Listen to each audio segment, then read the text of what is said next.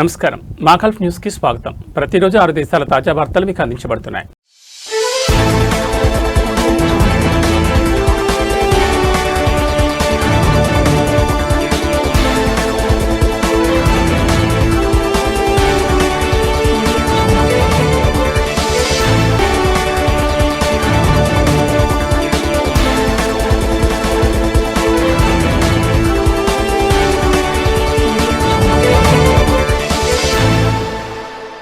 Saudi ఇంధన శాఖ మంత్రి ప్రిన్స్ అబ్దుల్ అజీజ్ బిన్ సల్మాన్తో రియాద్లో భారత జాతీయ భద్రతా సలహాదారు అజిత్ దోవల్ సమావేశమయ్యారు।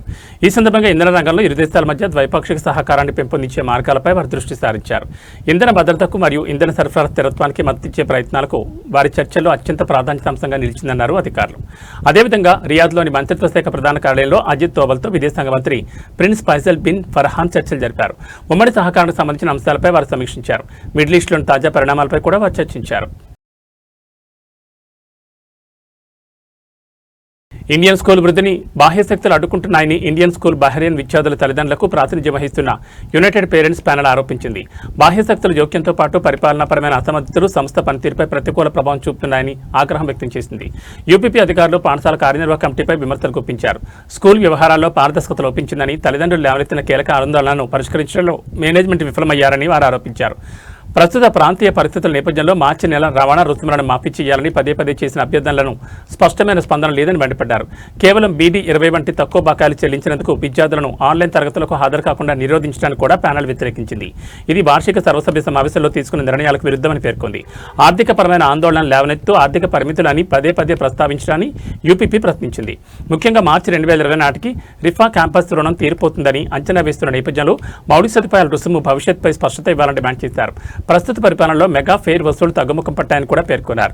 తల్లిదండ్రులు కానివారు, మాజీ కమిటీ సభ్యులు పాఠశాల కార్యకలాపాల్లో సున్నితమైన ఐటీ వ్యవస్థను నిర్వహించడంతో సహా పలు విషయాలు పాల్పంచుకుంటున్నారని, ఇది గోప్యతా ఆందోళనను రేకెత్తిస్తోందని యూపీపీ ఫైర్ అయింది। అనుభవజ్ఞులని సిబ్బందిని తొలగించారన్న వార్తలను ప్రస్తావిస్తూ విద్యా ప్రమాణాలపై దాని ప్రభావం పడొచ్చని హెచ్చరించింది। భారత రాయబార కార్యాలయంతో సహా పలు భాగస్వామ్యుల సమిష్టి కృషి ఫలితంగానే జేఈఈ పరీక్షా కేంద్రం తిరిగి ప్రారంభమైందని స్పష్టం చేశారు। ఇందులో వాడు చేసిందేమీ లేదని వెల్లడించారు।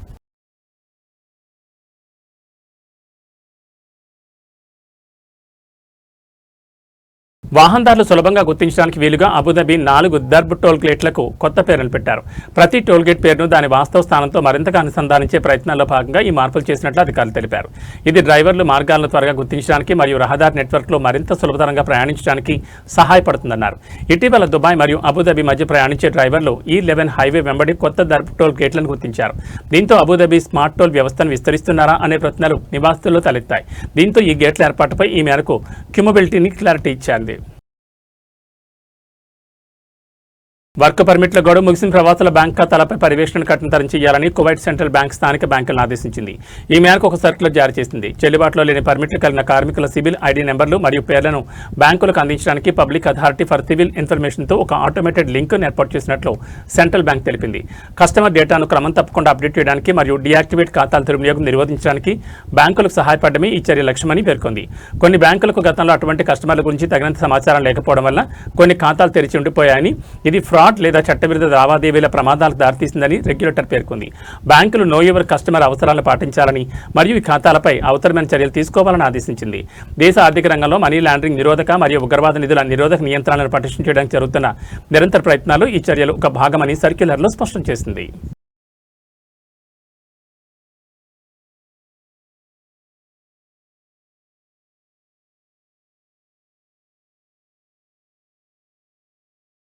బహలకోటలో 4 కొత్త మ్యూజియంస్ను హెరిటేజ్ మరియు పర్యాటక శాఖ మంత్రి సయ్యద్ ఇబ్రహీం బిన్ సయీద్ అల్ బుసైదీ ప్రారంభించారు। ఇవి ఒమన్ సాంస్కృతిక విశేషాలతో ఒక సమగ్ర వారసత్వ విషయాలను తెలిపే గమ్యస్థానంగా నిలుస్తాయని పేర్కొన్నారు। ఈ మ్యూజియంలు సందర్శకులకు మెరుగైన అనుభవాన్ని ఇస్తాయని అన్నారు। బైత్ అల్ హదీత్లో ఉన్న పురావస్తు సేకరణల మ్యూజియం బహలకోట మరియు బహల ఒయాసిస్లో పునరుద్ధరణ పనుల సమయంలో కనుగొనబడిన కళాఖండాలను ప్రదర్శనకు పెట్టారు। వీటిలోని చాలా వస్తువులు క్రీస్తుపూర్వం 3వ సహస్రాబ్ది నాటివి। వారసత్వ మరియు పర్యాటక మంత్రిత్వ శాఖ అందించిన పురావస్తు సేకరణలతో ఈ మ్యూజియం ఉన్నత సాంకేతిక ప్రమాణాలతో అభివృద్ధి చేశారు। బైత్ అల్ జబల్లో ఉన్న ఉల్కల మ్యూజియం ఒమన్లో కనుగొనబడిన 3 రకాల ఉల్కలను ప్రదర్శిస్తుంది। వాటి మూలం కూర్పును తెలియచేసే శాస్త్రీయ వివరణలు కూడా ఇక్కడ చూడొచ్చు। బుర్జ్ అల్ జెహరాదీలో ఉన్న ఓ మానీ తేనె మ్యూజియం సాంప్రదాయ తేనెటీగల పెంపకం పద్ధతులు మరియు తేనె ఉత్పత్తి విధానాలు తెలియజేస్తుంది। కోట నిర్వహణ సంస్థ సహకారంతో బొహలాకు చెందిన ఒక స్థానిక పెట్టుబడిదారుడు దీన్ని నిర్వహిస్తున్నారు।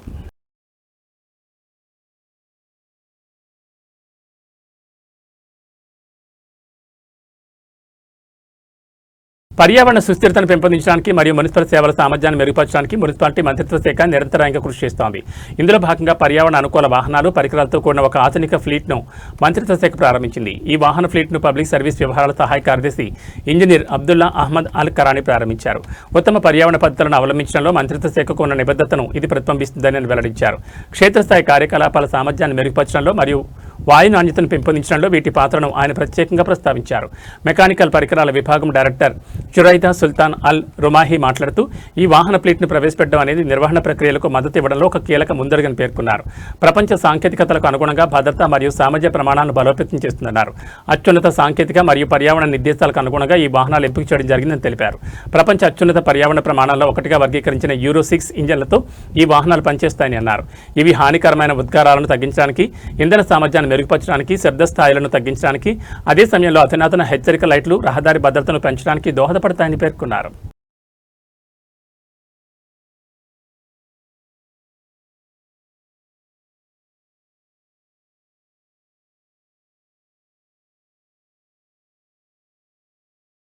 ఇవి మా కల్ప్ న్యూస్ విశేషాలు. మరో బులెటిన్లో మళ్ళీ కలుసుకుందాం. నమస్కారం.